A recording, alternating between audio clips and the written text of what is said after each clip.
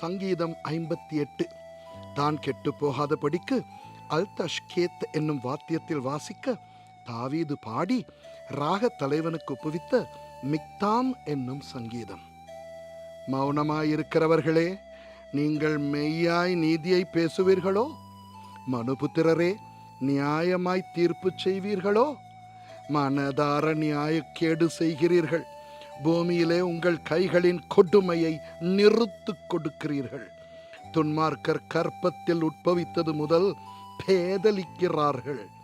தாயின் வயிற்றிலிருந்து பிறந்தது முதல் பொய் சொல்லி வழி தப்பி போகிறார்கள். சர்ப்பத்தின் விஷத்துக்கு ஒப்பான விஷம் அவர்களில் இருக்கிறது.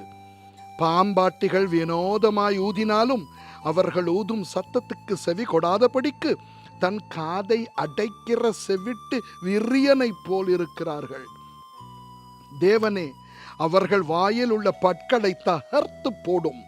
கர்த்தாவே, பால சிங்கங்களின் கடைவாய் பற்களை நொறுக்கி போடும். கடந்தோடுகிற தண்ணீரை போல் அவர்கள் கழிந்து போகட்டும். அவன் தன் அம்புகளை தொடுக்கும் போது அவைகள் சின்னா பின்னமாய் போக கடவது. கரைந்து போகிற நத்தையைப் போல் ஒளிந்து போவார்களாக. ஸ்திரீயின் முதிரா பிண்டத்தை போல் சூரியனை காணாதிருப்பார்களாக.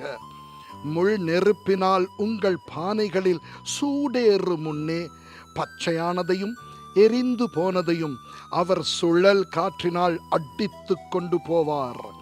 பழி வாங்குதலை நீதிமான் காணும் போது மகிழுவான். அவன் தன் பாதங்களை துன்மார்க்கனுடைய இரத்தத்திலே கழுவுவான்.